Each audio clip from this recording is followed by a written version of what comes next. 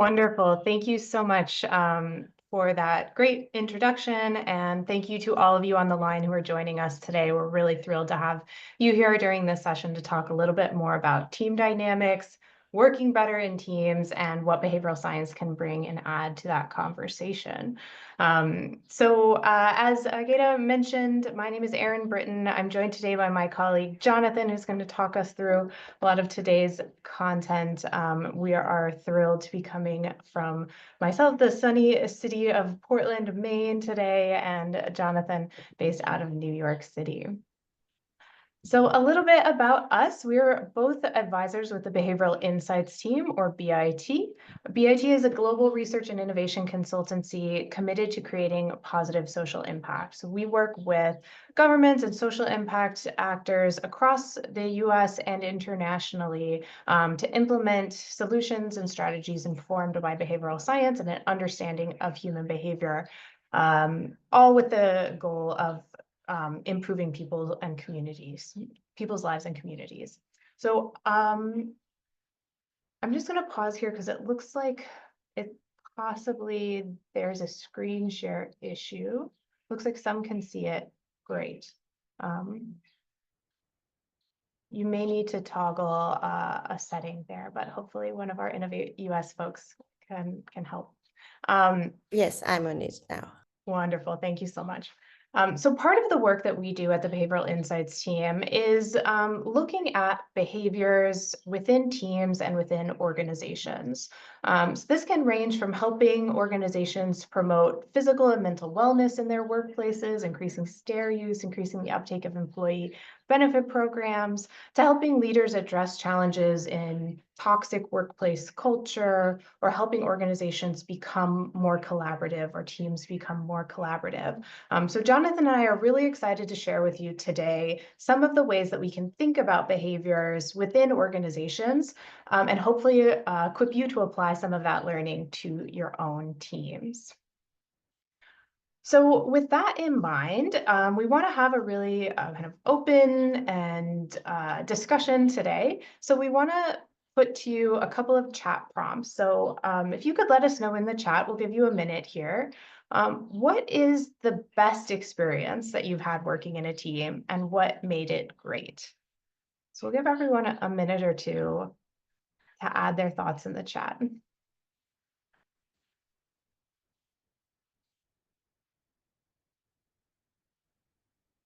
Wonderful. We have some chats coming in. So positive people, so the attitudes people are bringing to the table. Respect, I love that one. Energy. Yeah, colleagues who are smart and really different, bringing diverse skill sets to any challenge. Fostering participation, using everyone's strengths, open dialogue.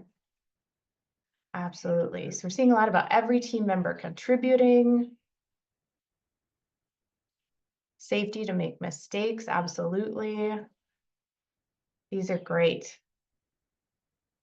So diversity of skill sets, bringing different skill sets to the table, making sure all opinions are heard. Welcoming a diversity of opinions and backgrounds. I love these. These are wonderful. And we're going to talk a lot about all of these today. Yes. I think so people talking about kind of that flow state where everyone knows what the goal is. It's really clear everyone's working independently, but you're all kind of moving towards that end goal. Wonderful. Inclusiveness. I love that. Great. So not to kill the mood too much, we're going to put another chat prompt here. Don't feel like you have to share this in the chat, but just have a little bit of individual reflection. What was the worst experience you had working in a team? And what were some of the factors that you think contributed to that? Again, no need to share in the chat. I love the positivity that's there. But just to have a little bit of a reflection, and probably for many of us, I know this is true for myself, it's the absence of all of the positive things that you all mentioned. People didn't feel included or like their points of view were invited in. They didn't have that safety to share. Nobody was clear what the goal was or where we were all trying to go. Yep, great. One person tried to dominate, absolutely. Yeah. bullying, being ganged up on, yes. Intergroup opposition. These are great reflections. Yes. Lack of respect, people coming in with kind of bad intentions, not trying to get along. Yes, absolutely. These are great reflections. Thank you all so much for sharing. We're going to be pulling on a lot of these examples over the course of this session. But what we wanted to talk about today, and what do we want you to really take away from today's session? You all know this, you all work in teams, but improving team dynamics is so critical for the work that we do every day. It can not only help improve your team's productivity, it's also really important for our well-being within the workplace environment, especially in difficult times, and in less difficult times, at all times. These dynamics really matter both to people and to organizations. So building a great high-functioning team, it isn't something that just happens by accident. Oftentimes it can happen accidentally. We're going to unpack sort of what some of those drivers and factors are. But there are things that are within our control as leaders, as team members, that we can do to make working in teams better. So that's what we want to talk about today. And this is a huge field, but we're really going to look at one piece of the puzzle today, which is psychological safety. And this was really evident in a lot of the things that you were bringing up in the chat in terms of, how do we feel included? How do we feel like we feel that safety to contribute? So we're going to talk about that today. We're going to see how some of the field of behavioral science and insights from behavioral science can help us understand the factors that create psychological safety. And our goal for you all today is that you'll walk away with a few practical tools that will help you build stronger and safer teams. So with that, I'm going to turn it over to my colleague, Jonathan, who's going to talk to us a little bit more about why behavioral science to understand team dynamics. Thanks, Erin. Hi, everyone. If anyone can't hear me for reason, let me know in the chat, but it seems like we're all good. Nice to be speaking with you all today. I'll do the third intro of myself. I'm Jonathan. I'm an advisor with BIT. And yeah, as Erin said, now we'll sort of really, jump into the details of why use this framework of behavioral science in particular in order to understand team dynamics. So why combine these two? And it can help to start to say, well, what is behavioral science really? What do we mean by behavioral science? So combining insights from psychology, economics, neuroscience, psychology, and more, behavioral science allows us to really get at, rigorous answers to questions around human behavior, the way people act, the way people think. We can ask questions like, how does our mind actually process information and make decisions? Why do people behave differently in some groups versus others? These are all sort of within the remit of behavioral science and really the behavioral sciences at large. Naturally, you may see that, team dynamics is all about how people interact with people. So naturally, behavioral science is going to have a lot to say on the topic.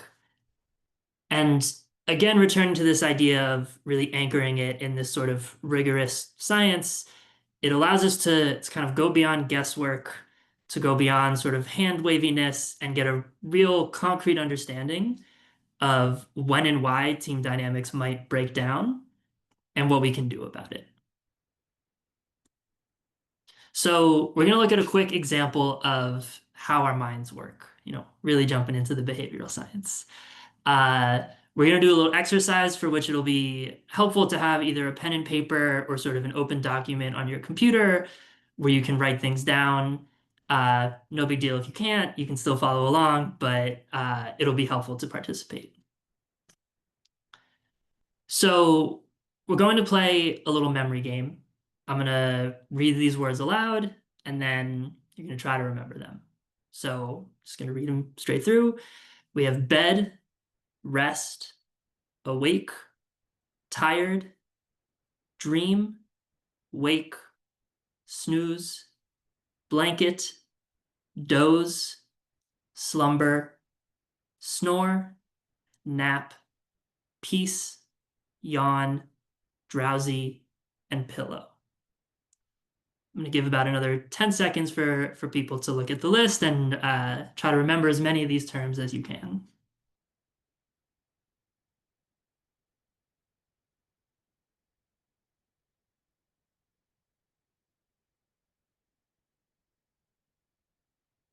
Okay, and now take a moment. If you have a pen and paper or taking notes on your computer, to try to note down as many words as you can remember. If you don't have a writing implement, you can kind of just do this mentally, but give you a little bit of time to try to test your memory here.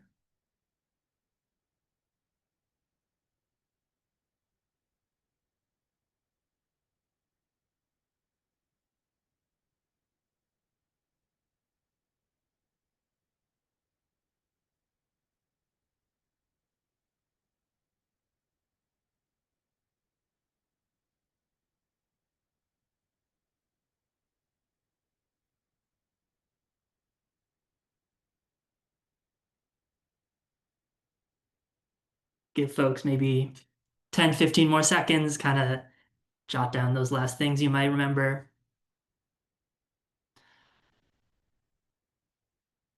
All right, so now we're going to see how we did. So, uh, can use emoji reactions or maybe thumbs up in the chat, but let us know if you remember the word snore. Okay, or the word blanket. Seeing some thumbs up, cool. The word wake, the word nap, the word sleep. Cool, seeing some thumbs up. Now, here's the big reveal. The word sleep was not on this list. However, if you recalled seeing the word sleep, don't feel bad. About half of people in any given, room space where this exercise is done will falsely remember having seen the word sleep. Perhaps no surprise because of the context of all of these other words that are really focused around sleep. So this exercise tells us a lot about how our minds work. One of the main things here is that our memory is influenced by the context and the environment around us. So going back to, behavioral science and team dynamics, what did that exercise tell us? Why did we do that exercise? The point we want to emphasize is not really about memory specifically, but more to show us that, we are imperfect creatures. Context really quite strongly influences the way we interact with and perceive the world. And our intuitions and our automatic processes aren't always, picture perfect. So what this ends up with is a takeaway we can get is that our sort of concrete wiring can be quite hard to change, quite a bit harder to change than our context and environment. So today, as far as team dynamics go, we're going to focus on concrete behaviors that you can do to really change and build the environment in which teams can thrive. As Erin mentioned, behavioral science, team dynamics, these are humongous fields. The first main topic we're going to focus on today is psychological safety. So, why is psychological safety so important? We're going to have another little activity in the chat. Again, if folks don't want to weigh in, that's okay. It can also be helpful to just think this through. But, we want you to think about, have you ever worked on a team that didn't feel psychologically safe? And if so, how did that impact your behavior? Some folks touched on this a little in our earlier question of, bad experiences, but we'll just kind of give folks a minute to think about this and write in if they're comfortable.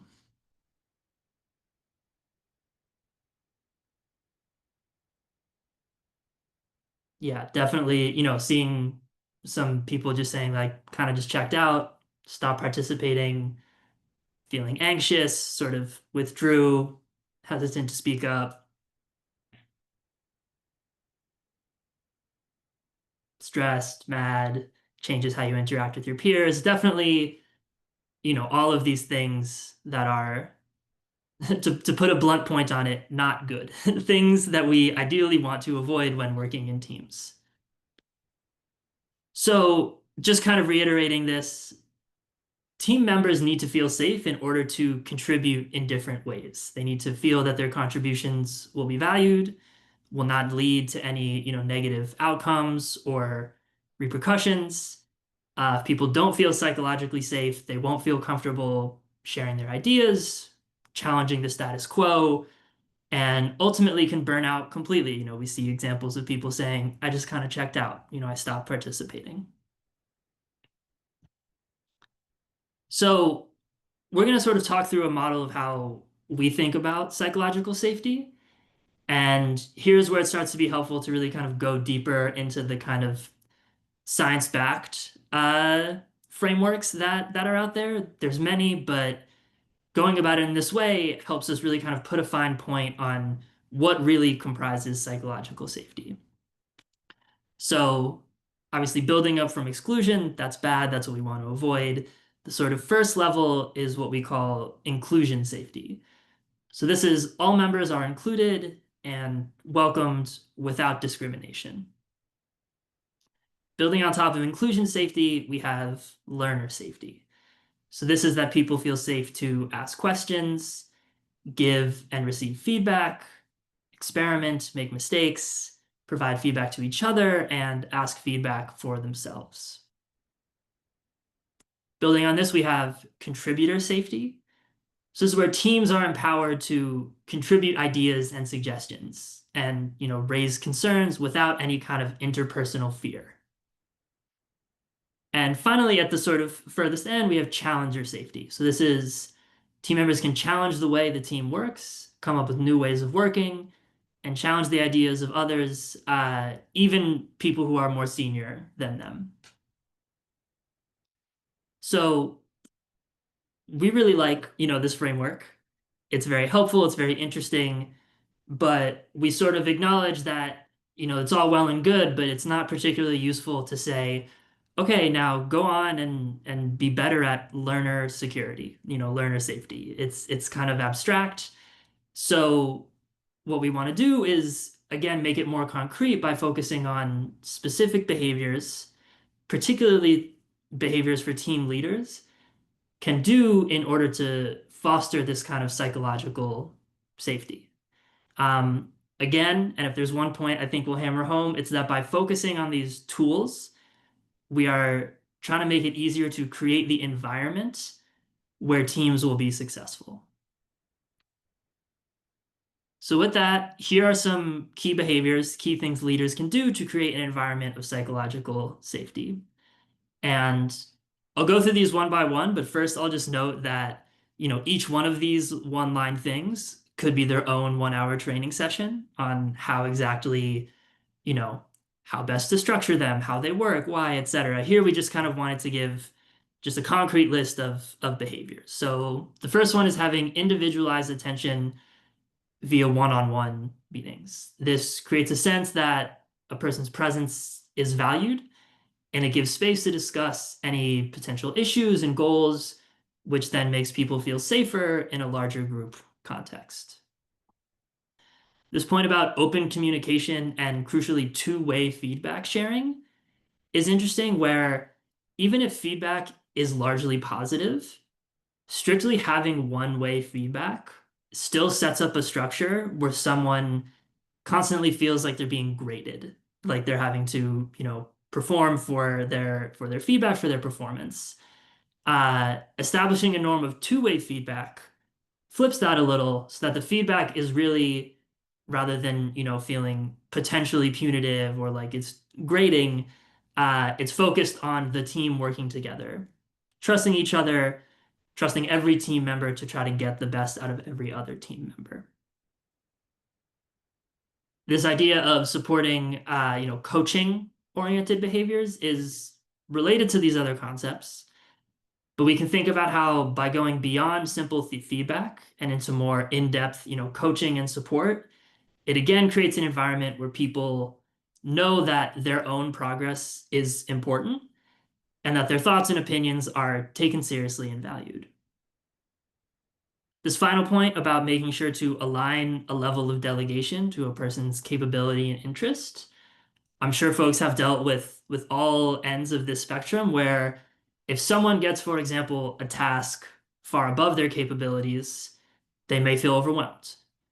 Alternatively, if someone who is, ready for leadership or for more responsibility is not given it, they may feel stagnant. All of these, can create a sense that their contributions are fundamentally not valued, and therefore that people may not feel psychologically safe within their teams. So that was sort of a bit of a crash course in psychological safety. One of the, you know, key downstream effects of a lack of psychological safety is the way it impacts group decision making. So when it comes to group decision making, we can all, it's backed in the research and we can all see it just intuitively, the many benefits of group decision making. It allows us to aggregate, combine, interrogate information from a variety of sources. It helps us create new perspectives that unlock better solutions. But importantly, there are some natural pitfalls in group decision making that can come from psychologically unsafe environments. And understanding these will help us, implement tools in order to avoid them. So what are some of these effects, psychological effects that are at play in group decision making? There's many. This is another area where this list could be 100 items long. We could spend weeks going over it, but these are three really sort of core factors. So the first one is this idea of self-censoring and conformity. We as people tend to conform to group norms in order to fit in, even if we may not agree, and this can lead us to self-censor in certain group settings. People may also self-censor when they don't feel free to give their opinion because of social pressure. They may feel that others, in particular leaders, will disapprove if they do speak up, and that they then might be less well-liked, less well-influential, and less rewarded in the future.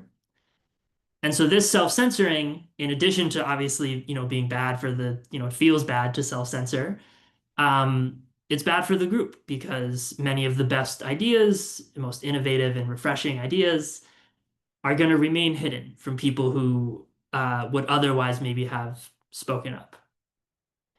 And here again, we see how clear the link is between poor psychological safety and a poor group environment, which can ultimately lead to essentially groupthink. Another main factor here is known as the common knowledge effect. So this is the idea that the more group members that sort of have a piece of information, the more influential it will be on the group decision, regardless of its actual quality or importance. This is what's known as the common knowledge effect. Part of the reason for this is that people seem to like group members more if we talk about shared information. And so as a result, crucial insights that only a few people have, but aren't sort of the ones that are shared by everyone, may not be shared. They may kind of get drowned out and they won't sort of rise to the surface, despite the fact that they may be the best ideas.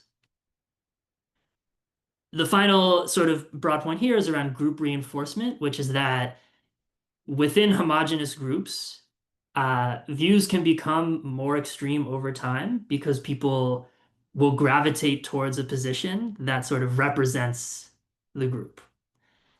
Similarly, sometimes if you have people with opposing opinions, you can end up with this kind of spiral where people actually adopt more extreme, polarizing views to that opinion. So those are three kind of big factors that underlie some of the deleterious, psychological effects of group decision making. One thing that's important to note, and this is really true of any kind of behavioral science phenomena, we're not saying everyone does this all the time. These are sort of average trends that kind of come about in groups and over time, and nor are we kind of judging, this behavior. We're not, this isn't sort of finger wagging. These are just kind of features of our psychology that come up in certain environments, as we've said, particularly psychologically unsafe environments. So let's look at a famous example. This is part of the history of psychology, this experiment. Some folks may be familiar with this, but this is an experiment which showed us the degree to which people's decisions are influenced by a group. So a researcher named Solomon Asch placed a real participant in a room along with 7 Confederates or actors who had agreed on their answer in advance. Basically, the idea was that each person was going to say out loud which line, A, B, or C, was most similar to the target line. That's the box on the left. And so, as you can see, the answer is quite obvious, which line is similar. But what Ash did was have the actors essentially give the wrong answer to see whether the real participant would also give the wrong answer. So in a control condition, when you just had participants asking on their own, everyone got it right. Virtually everyone was able to align the target line with the correct line. But when they were in a room with a bunch of other people giving the wrong answer, fully 1/3 of people also gave that wrong answer. And when Ash interviewed these participants after the experiment to find out why they conformed, despite the fact that it was very obviously wrong, most of the participants said that they knew their answers were incorrect, but they went along with the group in order to fit in, or because they thought they might be ridiculed, all these things. Another important thing about here is that, again, this idea of, we're not judging. There was nothing particularly special about these participants. Rather, the idea is this is a tendency towards conformity that is just kind of a broad human tendency. Now we'll look at a famous case study where this manifested within a larger organizational context. This is quite a famous example, quite a tragic example of the explosion of the Space Shuttle Challenger in 1986. So after the explosion of the Challenger, there was an official inquiry to find out what had happened. And the direct cause of the malfunction was found to be due to something called an O-ring seal. However, the NASA commission that was investigating also flagged that a root cause of the accident was a, quote, serious flaw in the decision-making processes leading up to launch. And so this decision found 3 major factors which contributed ultimately towards this bad group decision-making. So the first was direct pressure on dissenters. Those are the folks who actually manage the O-ring seal. So decision makers experienced a great deal of pressure in order to avoid further delay, as the launch had been delayed twice before. Plus, they wanted it to align with, they wanted to have a teacher on board the shuttle. And as a result, there was pressure on dissenters. Another factor here is known as mind guarding, so essentially omitting information that may raise doubts. There was an information cascade from kind of these manufacturers up to engineers, up to the highest level of NASA personnel. And even though some people at the sort of manufacturer level raised the issue, it never made its way all the way to the top because people were afraid to sort of go against the status quo. In addition, there was an issue of, selective bias in processing the information at hand. So evidence that was around suggesting that there may have been an issue with this O-ring was ignored, and concerns about the effect of the cold functioning of the O-ring were also ignored.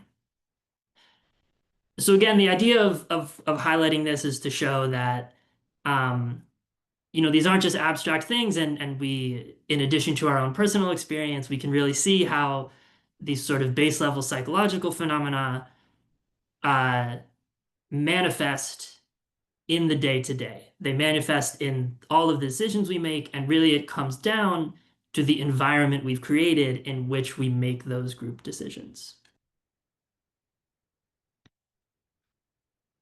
So, what do we do about this? It's not all doom and gloom. We know there are these pitfalls in group decision making, which can lead to groupthink.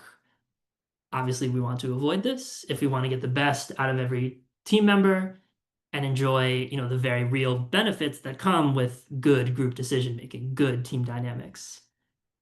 So we're going to talk through Bit has several concrete tools which we use internally in order to elicit more perspectives, boost decision making, again, create that good environment for teams to thrive. So the first tool I'm going to talk about here is known as a think group.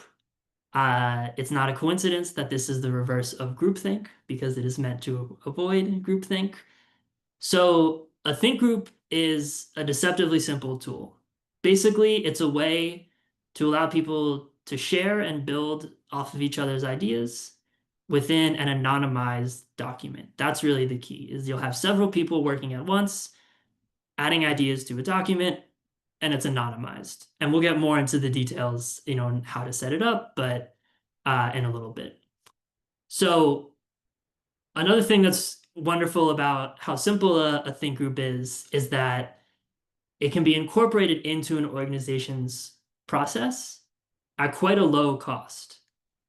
And so without needing to change, an entire culture overnight, we have this very simple, very easy to use concrete tool, which allows us to get at the benefits of group decision making and group ideation without some of the issues that may come with, say, a traditional brainstorm or, other pitfalls of group decision making we discussed. Think groups are a tool you can use during deliberation to reduce the social pressure to conform, as again, they kind of ensure that all ideas get an equal playing field. In a traditional brainstorm, the early ideas tend to take up a lot of real estate. Ideas that come from senior people tend to take up a lot of real estate, especially if they're the ones driving the conversation.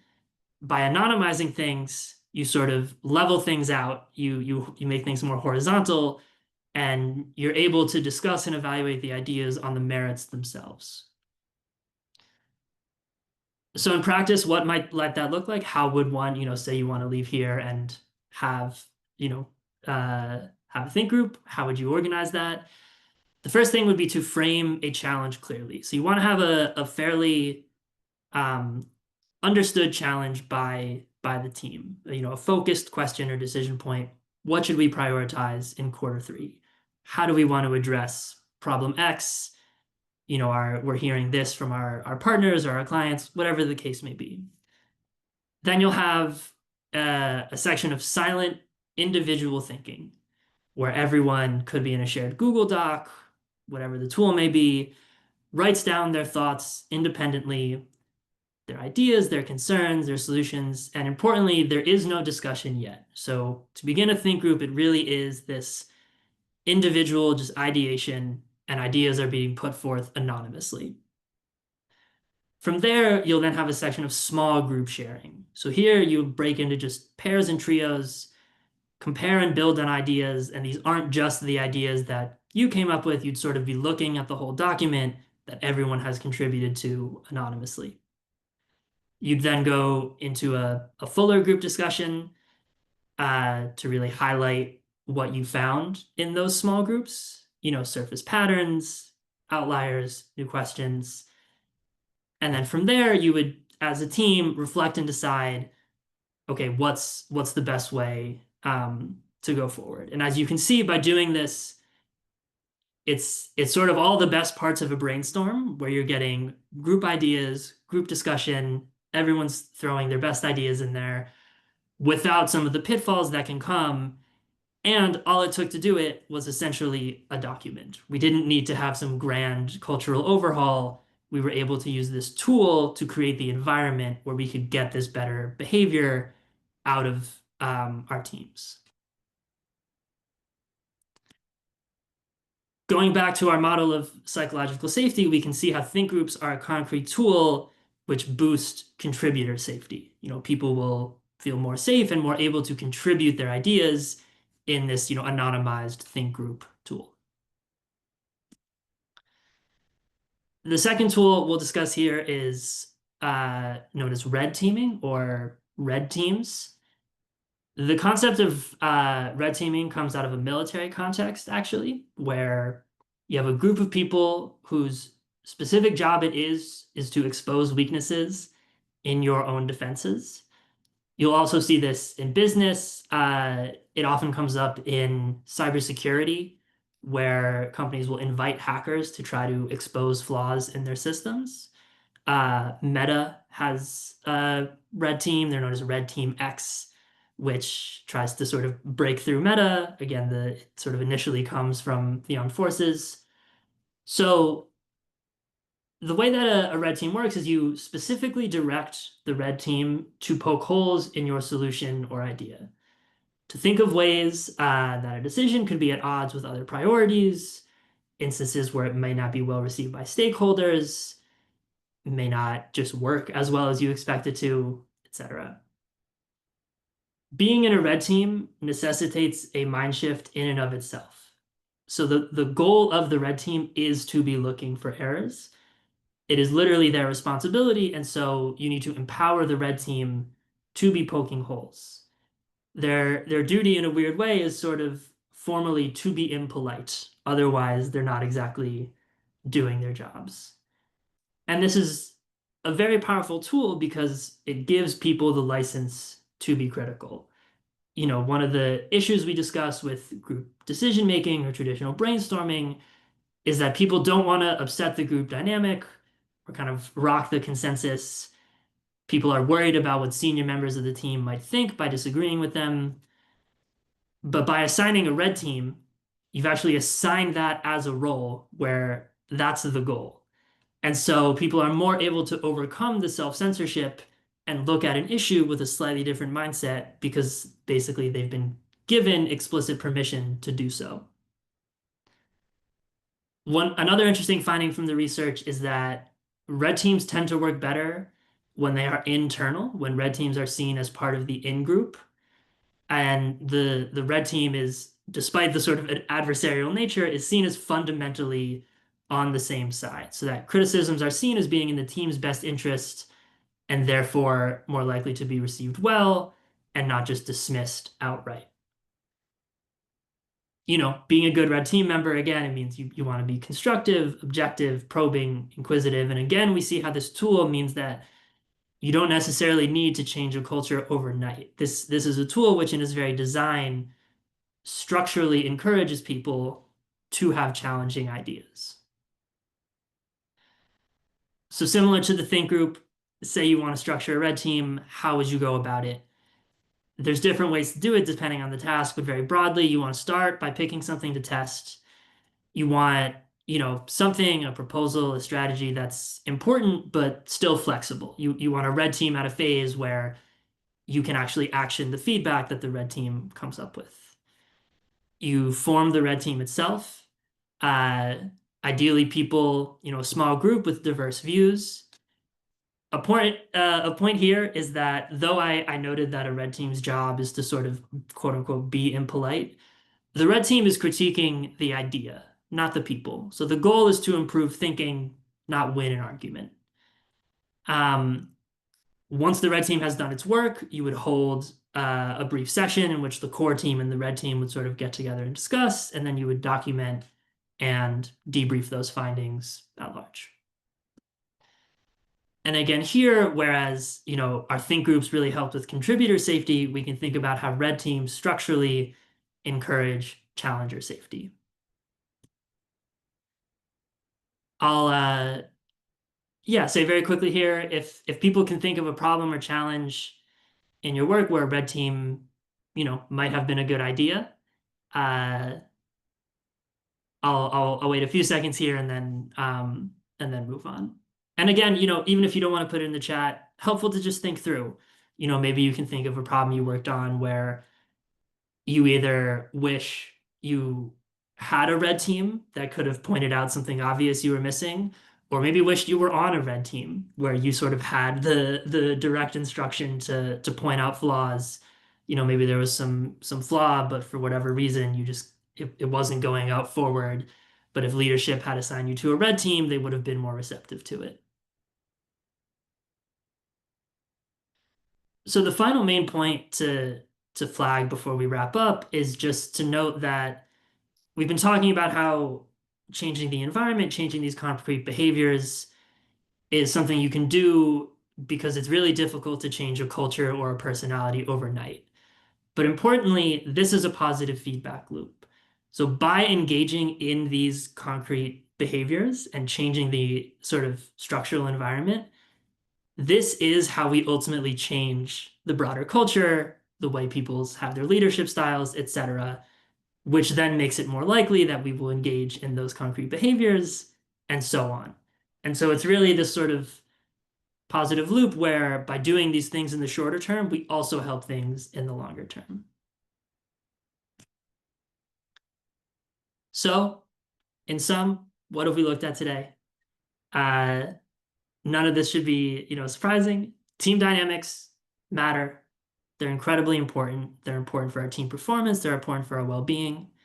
Psychological safety is a foundational piece of functioning teams. It's not just some additional benefit. It really underlies the ability for a team and a group to function well. We know that leaders can shape safer teams through clear intentional behaviors. These are things like two-way feedback and coaching behaviors. We discussed groupthink and group decision making and some of these simple tools like think groups and red teams in order to counter groupthink. And we know that you don't need to overhaul your leadership style overnight. Rome wasn't built in a day. We take these small actions, and that helps shift the culture over time. So I'll pause there. That's all we have for content. I think we're just at about the time for 10, 15 minutes of Q&A.